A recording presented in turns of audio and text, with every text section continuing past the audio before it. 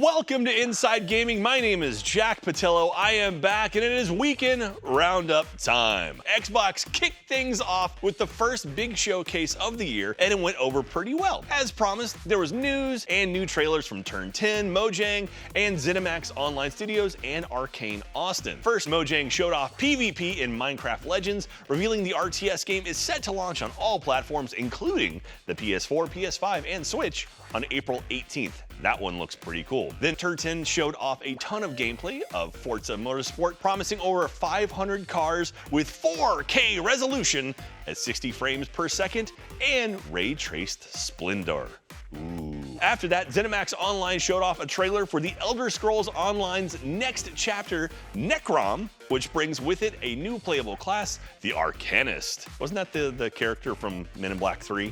I don't know. And as promised, Arcane Studios presented a deeper dive into Redfall, which now has an official release date of May 2nd. We got to see a lot more areas in the game, as well as various weapons, new enemies, and even a quick look at skill tree and character abilities. Everyone loves a good skill tree. The biggest surprise of the show, though, as you likely know by now, was the reveal and release of a new Tango Gameworks game called Hi-Fi Rush. That's right, Xbox and Tango Gameworks, makers of the Evil Within series, pulled it off. They revealed and released an entire video game in the same show without it leaking. I think what Fallout did that with the Fallout thing, the little the iOS game. I don't know, I haven't seen it since. The game itself has already been receiving a lot of praise and it's not unwarranted. Hi-Fi Rush is a third-person rhythm-based action game with a ton of style. You play as Chai, a wannabe rock star who alongside his friends fights against an evil mega corporation. When are we gonna get a good, happy mega corporation? This never happens. The entire world of the game syncs up with the soundtrack, including the combat,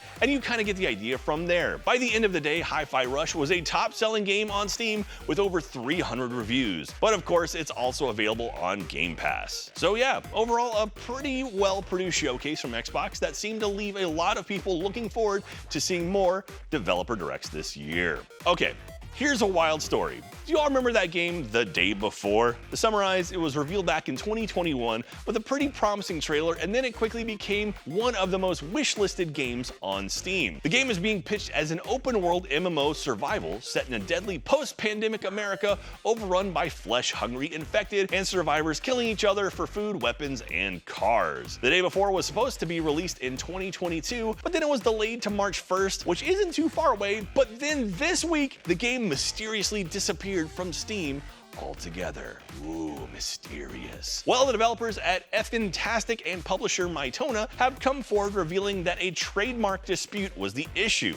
In a joint statement, they wrote, quote, "Right before the release, Steam blocked our game page at the request of a private individual because the name The Day Before, as you know, our game was announced January 2021. At the time of the announcement, the Day Before game trademark was available. After the announcement of the game, the above mentioned individual filled out an application before us to register the game trademark The Day Before." The statement concludes saying the company's planning to work everything out, but now the game has been delayed an additional 9 months with November 10th as the new release date. They also said if they can get legal to approve it, they will release a new gameplay video soon. Destiny 2 players had it a bit rough this week as Bungie was forced to shut down the game servers for roughly 24 hours. What do you do with the day? Initial investigations into a series of bugs where, quote, "several triumphs had their progress reset unintentionally, potentially removing seals from players, caused the shutdown on Tuesday." Basically, the thing that broke was an in-game achievement system that's supposed to give players permanent titles under their username. After much worrying and waiting, hotfixes were deployed early Thursday morning, which came alongside some small rollbacks on progress and refunds for in-game purchases for those affected around the time of the outages. However, that doesn't seem to be the end of Bungie's worries. Soon after they posted the hotfixes for the Triumphs and Seals issue, Bungie support addressed another bug players discovered. They wrote, quote, "We're aware that the Rumble Crucible mode isn't currently available as a standalone playlist. We're also aware that the evidence board at the Enclave cannot be interacted with. These issues are currently being investigated. More information will be shared when available. Since then, the Rumble Crucible playlist has been fixed, but the investigation into the evidence board is ongoing at the time of this recording. It sounds like a red web thing. Needless to say, all the bugs have gotten a number of players worked up who are now pondering the overall health and status of Destiny 2 as a functional and reliable experience. During the outage, Destiny 3 began trending on Twitter, and that's got a sting for Bungie, considering their next big update for Destiny 2, Lightfall, is now less than a month away. Last week, Riot Games released a statement saying they were having issues with hackers, but not to worry because nobody's private info was stolen. Well, this week it was confirmed the hackers actually stole the source code for League of Legends and are now holding it ransom for $10 million. Someone called Dr. Evil. On Tuesday, January 24th, the official Riot Games Twitter account posted, quote, "Over the weekend, our analysis confirmed source code for League, teamfight tactics, and a legacy anti-cheat platform were exfiltrated by the attackers." The tweet thread continues, quote, "Today we received a ransom email. Needless to say, we won't pay. While this attack disrupted our build environment and could cause issues in the future, most importantly, we remain confident that no player data or player personal information was compromised." The rest of the thread makes it clear that Riot Games is already preparing for the worst case scenario. They are working with authorities but are also trying to anticipate new cheats that will emerge if the source code does leak. Lastly, they said not to get too excited if some prototype modes or unannounced features leak because they might never make it into the final build. These big hacks on gaming companies don't really seem to pay. If you remember, the GTA 6 leaker from last year tried to extort Rockstar Games for source code as well, and they failed. So just don't do it. Don't do it. According to industry sources, development on a PS5 Pro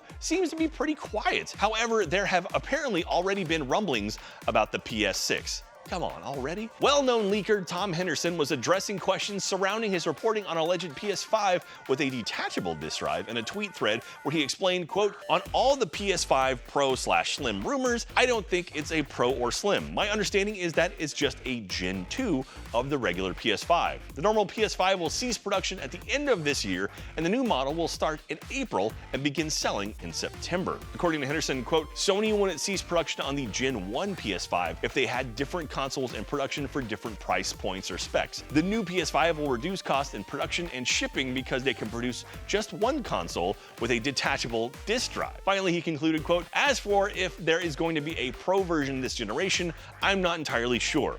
It doesn't feel like the regular version has been fully utilized yet and probably won't be en masse until the end of the year. All I can say is that I've heard more about the PS6 than a PS5 Pro." So some teasing there, but Bloomberg's Jason Schreier did bring up a relevant point at the beginning of the month saying, quote, "Fun fact, video game production cycles have gotten so long that if a big budget game studio started working on a brand new project today, it will likely be for PlayStation 6. Not too hard to figure out who he might be referencing here: Sony Santa Monica, Guerrilla Games, maybe even the Ratchet team at Insomniac. All right, let's go take a look at some of your comments.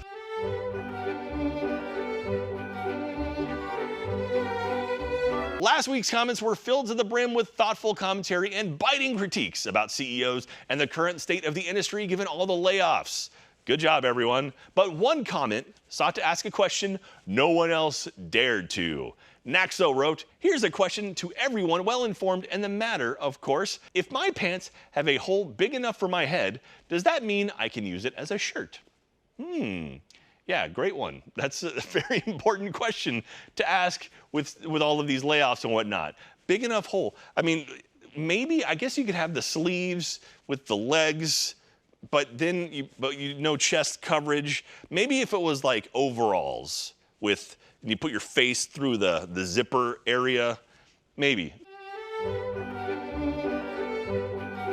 Let's talk about some new games coming up right now. I'm so sad I wasn't here last week to talk about Dead Space. Dead Space is out, like now. It's awesome. Oh my gosh. So anyway, let's get into the games coming out soon. Black Firewall is a first-person tragicomic adventure set inside a smartphone. Best place to set a game like that. Solve wacky puzzles and save the previous OS from deletion. The fate of the system is in your hands. Black Firewall is coming to the PC, PS5, Xbox Series X, PS4, and Xbox One on January 30th. I liked it when it was called Tron. Trek to Yomi. Faced with a tragedy and bound to duty, a lone samurai must voyage beyond life and death to confront himself and decide his path forward. Trek to Yomi comes to the Switch on January 30th. Age of Empires 2 is one of the most beloved strategy games ever made, and the definitive edition is coming to the Xbox and Xbox Game Pass for the first time with brand new mechanics optimized for controller and 200+ hours of historical campaign gameplay. Age of Empires 2 Definitive Edition comes to the Series X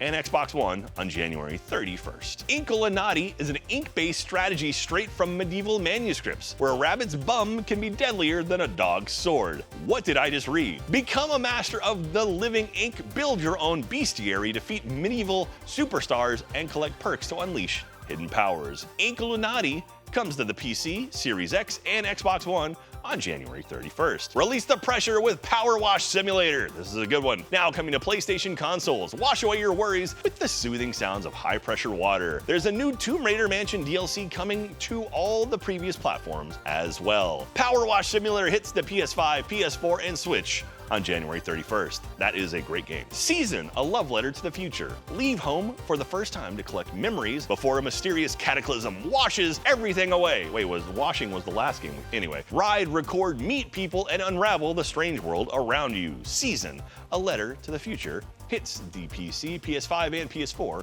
on January 31st. Second Front, craft and share your own World War II scenarios and maps, or use your strategic prowess in 48 scenarios set in iconic locations. Command over 40 types of infantry and 216 tanks, vehicles, and guns. Second Front hits the PC on January 31st. SpongeBob SquarePants, The Cosmic Shake. Wish-granting mermaids' tears and the hands of SpongeBob and Patrick. What could go wrong? Sure, the very fabric holding the universe together could come undone, opening portals into wild wish worlds, but that's nothing our favorite sponge can't handle. What can't he handle anyway? SpongeBob SquarePants, The Cosmic Shake hits PC, PS4, Xbox One, and Switch on January 31st. We were here forever. You both awakened imprisoned inside the sinister Castle Rock. Were you betrayed or simply not that clever? Find out in the newest co-op puzzle adventure in the We Were Here series. We Were Here Forever. It's the PS5, Xbox Series X, PS4, and Xbox One on January 31st. Big day, January 31st. Deliver Us Mars is an atmospheric sci-fi adventure taking you on a suspense-fueled, high-stakes mission to recover the Ark colony ships stolen by the mysterious Outward.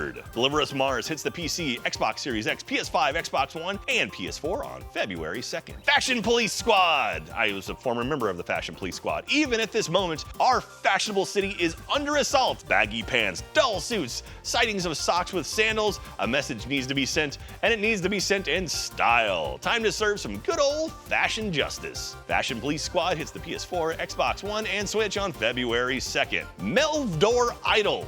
That's a fun name. Expanded Edition. Inspired by RuneScape, Melvdor Idol takes the core of what makes an adventure game so addictive and strips it down to its purest form. Melvor, there's no D. Melvor Idol Expanded Edition hits the PC on February 2nd. Volcano Princess! Dive into an all-new parenting simulator RPG adventure. That sounds like a nightmare, where every decision you make will not only affect the future of your daughter, but that of an entire empire. Volcano Princess comes to the PC on February 2nd. Chef Life. Create and manage your dream restaurant. Menus, purchasing, decor, staff, equipment, customers, and don't forget the actual cooking. Chef Life, a restaurant simulator, comes to PlayStation 5, Xbox Series X, Xbox Series S, PlayStation 4, Xbox One, Switch, and PC on February 2nd. Tales, The Backbone Preludes is a post-noir narrative adventure with branching choices. That is a mouthful. It is an intertwined series of vignettes about change, circumstance, and consequence. Someone got a thesaurus for Christmas. Tales, The Backbone Preludes comes to the PC on February 2nd. Oh, and one more since it was just announced this week, the original Goldeneye 007 is now available on Xbox Game Pass and for Nintendo Switch Online, plus expansion pack members as of yesterday. So that's exciting. Who's up for License to Kill, throwing knives only on Temple, or or slappers. What is it, slappers with no guns, just hit people? Okay. That's it for the news. Thank you for watching, everyone. Have a great weekend. I'm gonna go play some Dead Space Remake. We'll see you next time. Bye.